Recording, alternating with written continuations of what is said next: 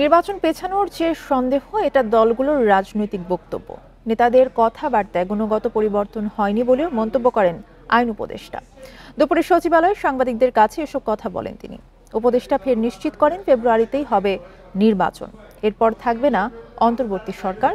শিগগিরই বেশ কিছু সংস্কার কমিশনের সুপারিশ আইন হচ্ছে বলেও জানান তিনি। বান্ডেল থাকলে প্রতি সেনমানিতে টাকা বাঁচবে।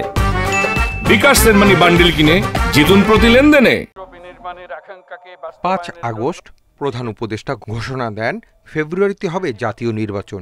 সে অনুযায়ী আগাচ্ছে সব, কিন্তু এনসিপি জামায়াতের কিছুটা আপত্তি রয়েছে।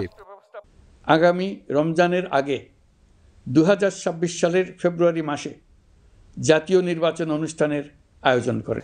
তবে উপদেষ্টারা নিশ্চিত করে যাচ্ছেন নির্বাচন পেছাবে না। নিশ্চিত করলেন আইন উপদেষ্টাও। তিনি বলেন ফেব্রুয়ারিতেই জাতীয় নির্বাচন, এরপর বিদায় নেবে অন্তর্বর্তী সরকার। নির্বাচন অনুষ্ঠানে সরকার দৃঢ় প্রতিজ্ঞ। সকল কিছুই আমাদের যত স্টেপস আছে সকল কিছু আমরা মাথার মধ্যে এটাই রাখছি যে ফেব্রুয়ারিতে নির্বাচন, আমরা ফেব্রুয়ারিতে চলে যাব। এখন রাজনৈতিক দল তো বিভিন্ন উদ্দেশ্যে বিভিন্ন কথা বলে, এবং ওইটা তো একটা রাজনীতির প্রক্রিয়া। আপনারা তো এটা সবসময় দেখছেনই।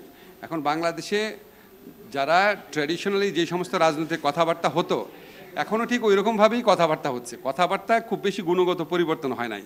ফলে নির্বাচনের সময় নিয়ে কে কী বললো না বললো, এটা আপনার রাজনৈতিক প্রক্রিয়ার অংশ হিসেবেই দেখবেন।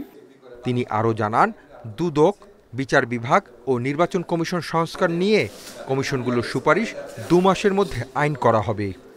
দুর্নীতি দমন কমিশন সংক্রান্ত আইন, বিচার বিভাগীয় সংস্কার কমিশনের আইন, নির্বাচন কমিশন সংস্কার কমিশন আইন, এগুলির মধ্যে যেগুলি আমাদের মন্ত্রণালয়ের পক্ষ থেকে করার কথা আর কি, আমার ধারণা আগামী ১-২ মাসের মধ্যে সব শেষ হয়ে যাবে।